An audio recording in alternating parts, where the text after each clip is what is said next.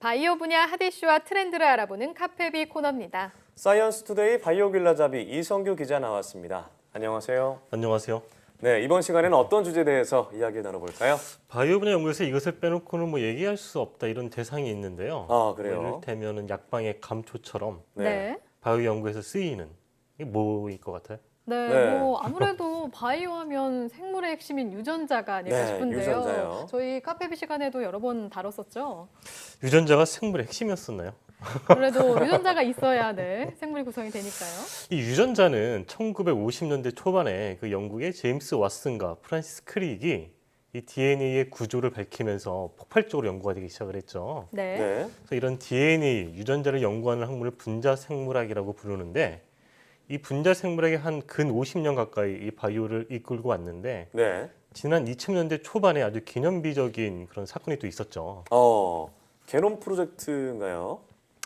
예, 한 번쯤 다 들어봤을 텐데 인간 게놈 프로젝트라고 네. 어떤 인간의 게놈이라는 거는 인간의 유전자 전체를 말하죠. 네. 그래서 인간 유전자 전체를 해독하겠다 이게 게놈 프로젝트였잖아요. 네. 그래서 이제 게놈을 해독하겠다는 의미는 DNA를 구성하는 염기에 순서가 어떻게 되는지 그걸 밝히겠다 이런 거였죠. 네. 네, 그런 이후에 과학자들이 제2의 인간 게놈 프로젝트를 추진했다고 들었는데 이제 해석된 게놈 정보를 이제 게놈을 인공적으로 합성해내겠다 이런 내용이라고요. 그러니까 이제 인간 게놈 프로젝트 이후에 이게 한 2000년 1년인가 2000년도에 이제 초안이 나왔어요, 드래프트가. 네. 그리고 나서 한 15년 정도 지난 2016년 미국 하버드 대학에서 어떤 회의가 열렸어요, 비공개 예. 회의가. 네. 이 회의에 뭐 한 전 세계에서 좀 내놓으라는 생명과학자 한 25명 정도가 참석을 했었는데 이 회의의 핵심 내용은 앞으로 10년 안에 인간의 게놈, 그러니까 인간의 유전자 전체를 모두 인공적으로 만들어내겠다. 이런 네. 어떤 그런 내용을 발표했던 거죠. 네. 네. 그래서 이제 이거를 인간 게놈 프로젝트 라이트라고 부르거든요. 줄여서 GP 라이트. 예. 여기서 이제 라이트라는 거는 쓴다는 의미가 아니라 다시 만들어내겠다, 합성해내겠다, 뭐 그런 음. 뜻입니다. 네. 그래서 이제 그 앞서 얘기했지만 2000년대 초반에 인간 게놈 프로젝트가 완료가 됐잖아요. 예. 그렇죠. 그러니까 인간의 DNA가 어떻게 구성이 되어 있는지 그 정보를 다 갖고 있는 거잖아요, 과학자들이. 네. 유전 정보를 우리가 알고 있으니까 그 유전 정보를 토대로 우리가 한번 인간 게놈을 한번 만들어 보자 실험실에서 뭐 이런 프로젝트인 거죠. 네. 그래서 이 프로젝트를 발표되자마자 과학계 안팎으로 굉장히 뜨거운 논란을 불렀어요. 왜냐하면 우리가 인간이 인간의 유전자를 만들어낼 수 있다는 의미는 네. 결국 뭐 신이 되는 거 아니냐. 그렇죠. 근데 조금 더 들어가면은 사실은 부모가 없는 그런 생명체가 탄생하는 거 아니냐. 그래서 윤리적인 생명윤리. 문제가 그런 지적됐군요. 논란이 일어서 당시에 그 미국 국립보건원 원장은 이 프로젝트가 좀 아직은 시기에 맞지 않는 것 같다. 뭐 이런 걸 이제 발표를 했고 여기 덧붙여서 이 프로젝트는 과학적 능력을 넘어서 윤리적, 철학적 어떤 그런 경고를 초래할 것이라고 그 당시에 얘기를 했었죠. 네, 말씀하신 것처럼 정말 사람이 유전자를 만들어낸다면 뭐 생물학적인 부모 없이도 사람을 궁극적으로 만들 수 있는 것 아니냐 네. 이런 비판이 있었는데요. 이런 큰 프로젝트다 보니까 정말 많은 관심을 받았던 것 같아요. 그런데 최근에 이 프로젝트 목표에 어떤 변화가 생겼다면서요? 이게 2016년에 이런 프로젝트를 발표했다 그랬잖아요. 근데 네. 올해 5월에 한 2년 정도 지난 거죠. 또 미국 보스턴에서 이 프로젝트 관련한 회의가 열렸어요. 네. 네. 이 회의에서는 뭘 다뤘냐면은 이 프로젝트 원래 목표가 인간의 모든 그러니까 유전자, 게놈을 합성해내겠다, 만들겠다는 네. 거였잖아요. 근데 사실상 이건 너무 힘들다. 이걸 좀 축소해야 되겠다 해서 그럼 뭘 하겠다고 얘기를 했냐면은 바이러스에 감염되지 않는 인간 세포를 만들겠다. 네. 뭐 이렇게 목표를 수정을 했습니다. 네.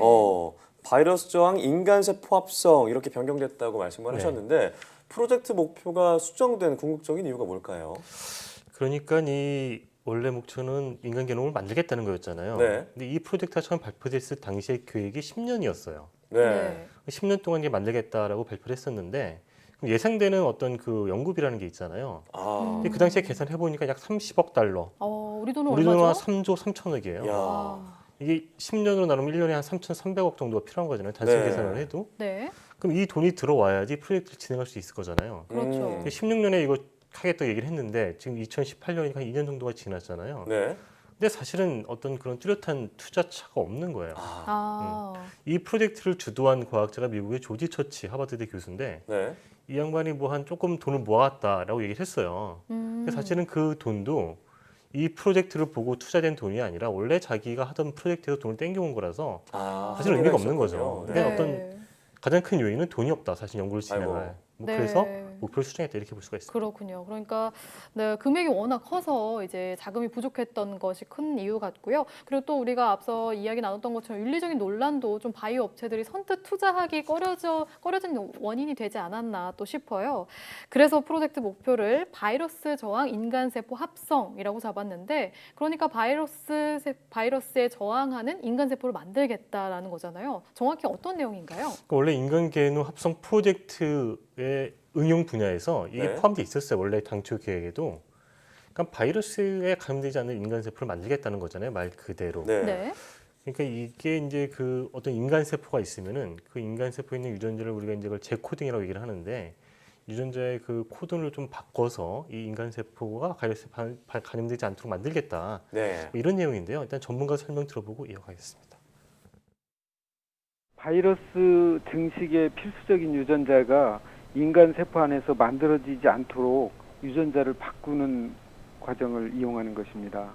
그럼 부연해서 설명하자면은 바이러스 지난번에도 한번 다뤘지만 바이러스는 그 자체만으로는 살 수 없다 그랬잖아요. 네. 그러니까 인간 세포에 기생하면서 사는데 살면서 자기가 생존에 필요한 여러 가지 물질을 만드는데 인간 세포의 단백질을 이용해요. 예.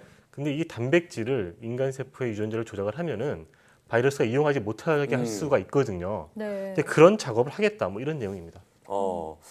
바이러스 저항 인간 세포를 다른 말로 뭐 초안전 세포다 이렇게 불린다고 하는데, 이렇게 만든 세포는 그럼 어떤 분야에서 응용할 수 있는 건가요? 근데 최근에 각광받고 있는 어떤 의약품이 바이오약품이잖아요. 이를테면 네. 항체 같은 거를 만드는 건데 이런 것들은 다 인간 세포에서 만드는 거거든요. 근데 이렇게 인간 세포에서 뭘 만들 때 이게 뭐 바이러스나 네. 세균에 감염되면 안 되겠죠. 네. 그렇죠. 근데 우리가 만약에 바이러스에 감염되지 않는 인간 세포를 만든다면은 이런 의약품을 좀 더 안전하게 만들 수 있겠죠. 네.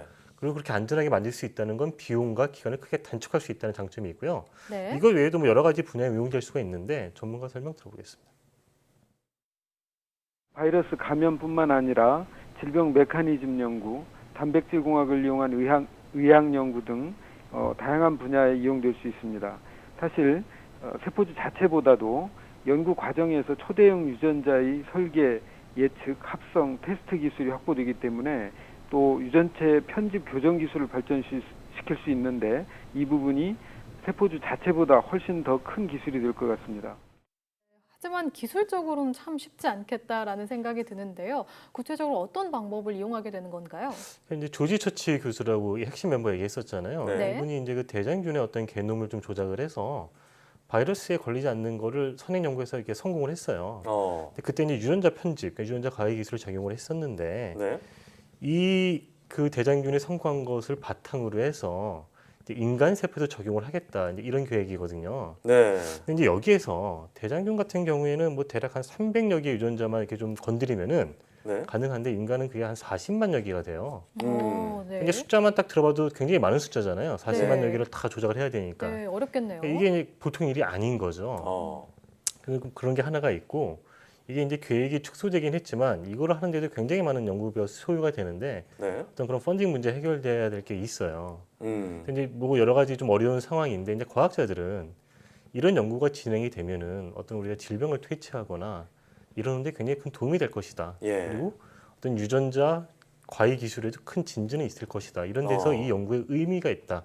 이렇게 내다보고 있는 거죠. 네, 처음에 게놈을 합성한다고 했을 때는 조금 무서운 일이 아닌가 싶었는데 네. 이렇게 질병 치료에 이용이 된다고 하니까 기대해봐도 좋을 것 같다는 생각이 듭니다. 네, 그렇습니다. 질병으로 고통받고 있는 사람을 위한 연구가 윤리적으로 문제가 되는 것인지는 좀 다시 한번 고민해봐야 되지 않을까 싶은데요. 모쪼록 좀 긍정적인 방향으로 진행됐으면 좋겠다는 생각이 듭니다. 오늘 말씀 고맙습니다.